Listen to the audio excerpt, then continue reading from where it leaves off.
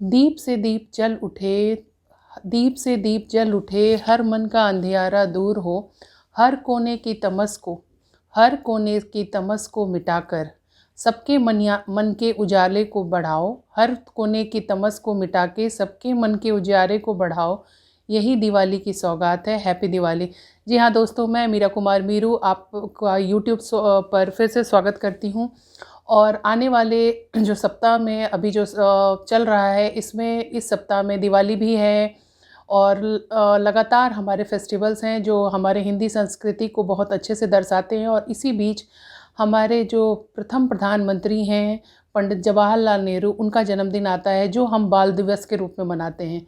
तो आज जो मैं रचना लेके आई हूँ ये बाल दिवस के ऊपर है। तो गौर कीजिएगा, ये एक तुलनात्मक रचना है। इसमें मैंने अपने बचपन और जो आज के बच्चे हैं दोनों को, मतलब भूतकाल और भविष्यकाल दोनों को मैंने तुलना की है। तो थोड़ा सा गौर फरमाइएगा, अगर कुछ त्रुटि होगी तो माफ़ी चाहती हूँ।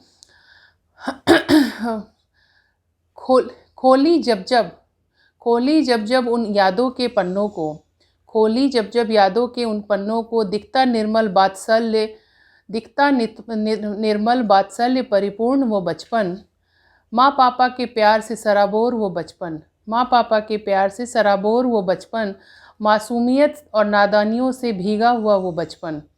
जी हाँ, वो मासूमियत और शरारतों से भीगा वो बचपन, वो बारिश की बूंदों को, वो बारिश की बूंदों में नहाता वो बचपन, वो बारिश की बूंदों में नहाता वो बचपन, बारिशों में तैरती किश्तियों में को बचाता वो बचपन, बारिशों में तैरती किश्तियों को बचाता वो बचपन। जी हाँ, बचपन तो ऐसे ही अटखेलियों भरा होता है। आगे गौर फरमाइएगा। बारिश की बूंदों को, ये शायद आप सब ने किया होगा, हमने सब ने किया है और हम करते भी हैं और इसमें बहुत मज़ा आता है। बारिश की बूंदों को मुट्ठी में कैद करता वो बचपन, बारिश की बूंदों को मुट्ठी में कैद करता वो बचपन, बूंदों से बनती कटोरियों को पकड़ता वो बचपन। जब पानी की बूंदी जो गिरती हैं और एक राउंड सर्किल बनता है तो बच्चे ना उस कटोरी को पकड़ने की चेष्टा करते हैं। तो मैंने वो लाइनें इसमें दी हैं कि बूंदों से बनती कटोरियों को पकड़ता वो बचपन। ये बचपन होता ही है इतना अल्हड़ मासूम नादान सा। पाई पाई जोड़कर, जी हाँ, पाई पाई जोड़कर पिकनिक मनाता वो बचपन। आजकल के बच्चों को तो पॉकेट मनी बहुत भतेरे मिल जाते हैं और बच्चे बहुत आराम से करते हैं, उन्हें पता ही नहीं होता कि एक एक पाई जोड़ के जो खुशी मिलती है वो अतुलनीय होती है। तो पाई पाई जोड़कर पिकनिक मनाता वो बचपन, दोस्तों के साथ ज़बरदस्ती बात मनवाता वो बचपन।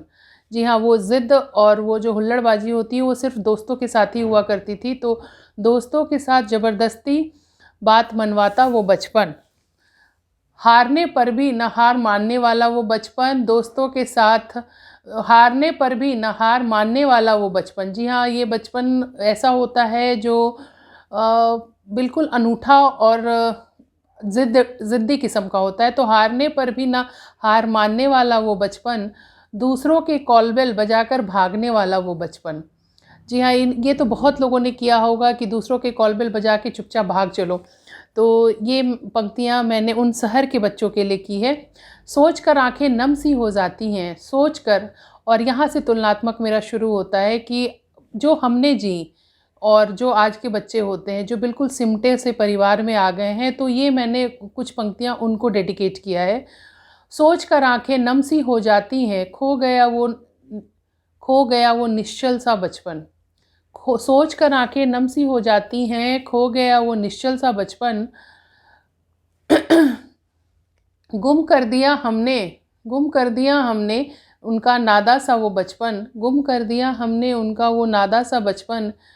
और सबसे अहम बात है कि आजकल एक्चुअली पेरेंट्स दोनों ही कमाते हैं और कमाने के लिए बाहर जाते हैं और जो भी समय मिलता है वो अपने आप में ही लगा देते हैं, बच्चों पे बहुत कम ध्यान देते हैं। तो उन बातों के लिए मैंने कहा है कि चाहे थोड़े से पैसे ज़रूर कम कमाओ, तो उन लाइनों को, पंक्तियों को मैं दिखा रही हूँ। कृत्रिम सुख के पीछे गुम होता वो गुमशुदा सा बचपन, कृत्रिम सुख के पीछे गुम होता वो गुमशुदा सा बचपन, माँ पापा के प्यार भरी, माँ प्यार पापा की प्यार भरी गर्माहट को ढूंढता वो बचपन। जी हाँ, ये विडंबना है क्योंकि अभी सब एकल परिवार में रहते हैं, तो बहुत कम बच्चों को वो अपनी माँ पापा से जो है अपने पेरेंट्स से बहुत गर्माहट वाला प्यार मिलता है। तो ये मैंने उसी के लिए लिखी हैं।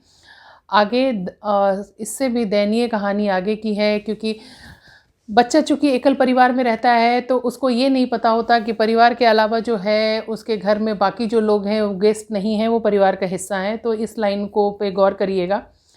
नानी दादी को अतिथियों रूप में समझता वो बचपन, क्योंकि उनका भोला मन है, जो हम सिखाते हैं वही वो सीखते हैं।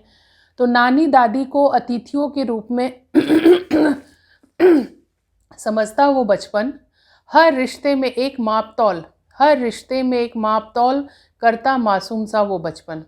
हर रिश्ते में एक मापतौल करता वो मासूम सा बचपन। जी हाँ, हर रिश्तों को वो अपने हिसाब से तौल के देखते हैं और उनको कोई सुनने वाला नहीं होता है। तो ये पंक्तियाँ मैंने उन्हीं को डेडिकेट किया है। और सबसे अंतिम पंक्ति जो है वो थोड़ी हृदय विदारक है, सुनिएगा। खुद में ही उलझा बेपरवाह सा वो बचपन, टीवी मोबाइल के आंगन में बिलखता वो बचपन। खुद में ही उलझा बेपरवाह सा वो बचपन, टीवी मोबाइल के आंगन में बिलखता वो बचपन। जी हाँ, जब हमारे ज़माने में जब हम सब छोटे हुआ करते थे तो घर में इतने लोग होते थे कि टीवी तो खैर होता नहीं था, लेकिन और भी चीज़ें थी एंटरटेनमेंट की, जैसे रेडियो या कुछ भी। लेकिन लोग उस समय अपने आप को भूल करके, इतने परिवार के लोग होते थे कि हर कोई उस छोटे से बच्चे से प्यार करता था और उस बच्चे को कुछ और करने की ज़रूरत ही नहीं होती थी, वो अपने परिवार से जुड़ा होता था। तो ये पंक्तियाँ मैंने उसको लिखा है कि खुद में ही उलझ बेपरवाह सा वो बचपन, टीवी मोबाइल के आंगन में बिलखता वो बचपन। खोली जब जब मैं उन यादों के पन्नों को, दिखता निर्मल वात्सल्य परिपूर्ण वो बचपन। जी हाँ, बचपन तो इतना ही खूबसूरत होता है। आशा करती हूँ कि अब जो आने वाला जो भविष्य है उनको भी हम ये सुखद बचपन ज़रूर वापस लौटाएं। धन्यवाद। आप लोगों को दिवाली की बहुत बहुत बधाई। धन्यवाद।